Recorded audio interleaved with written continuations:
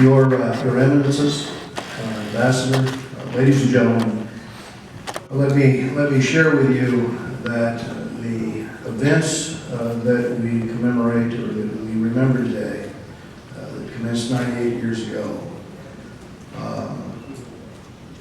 is not only still today shocking, the genocide, or as Hitler said, the annihilation of the Armenian people. That's the way the German translates. Who remembers that, as Senator Shea did. An attempt to annihilate the whole race, in which our American Ambassador Henry Morgenthau was present at the time and observed it and said that these deportations were an attempt to annihilate a race, and that those who gave the orders understood it, and that far from trying to conceal it, they shared with him that indeed, in their view, would be the outcome. That would be the outcome. In addition to that forced march, where, as the ambassador said, wild Mohammedan tribes came down and attacked relentlessly, the starvation along the way, such barbaric cruelty that we won't go over this today. But much of it was remembered in my youth by a very elderly man in my community who told me, because he alone survived in his village, he alone was hidden by another schoolmate, by a Turkish child his age. And when he came out from hiding, the consequences were that every man, woman, and child in his village had lost their life. And he started his trek to try to get eventually to some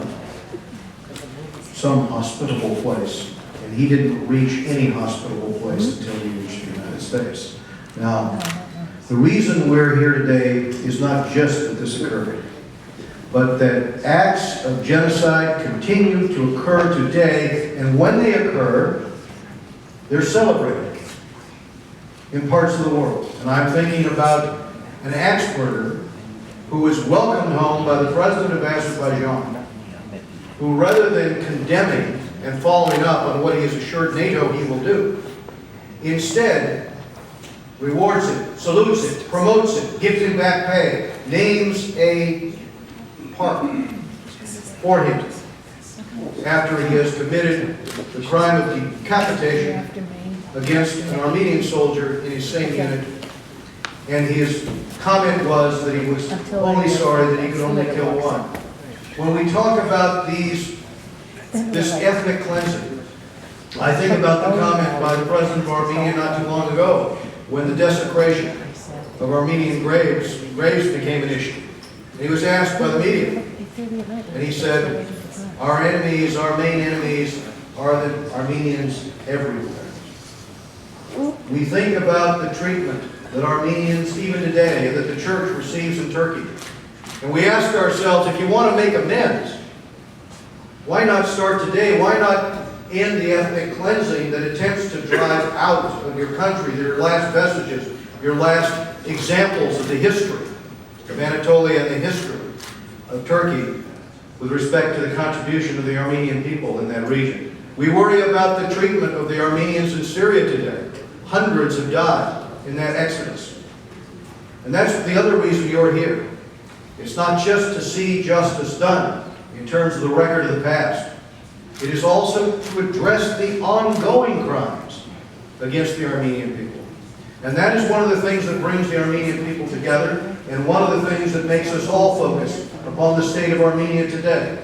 Not only should we call the genocide, but we should also in the United States be working in every way on a trade and investment treaty, on the double taxation issue. We should be engaging in a way to put Armenia on the map for trade and investment in order to overcome the consequences of these terrible boycotts engineered by Azerbaijan and by Turkey with the intent of driving up the costs, increasing the struggle for those in Armenia. we in the United States should try to overcompensate by helping with a free trade agreement with Armenia and helping bring Armenian exports into our markets here in the United States. And we need to help using our diplomatic power, but also our ability to block projects that are of interest to Azerbaijan and of Turkey until they come to the table, until they relent, until they treat Armenia and those in Nagorno-Karabakh as people with a right to exist, as people with a right to live their lives as human beings without ducking for cover because of shots fired over the border, without the types of treatment and comments that even heads of state to this day make about the Armenian people. So I just will take a moment and thank all of you for your continued engagement in this important cause and for the fact that you continue to remember not only those who were massacred in that genocide, but also that you extend a hand to the Armenians in Armenia and in Nagorno-Karabakh in the hopes that we might bring a brighter future to their children. Thank you all very much.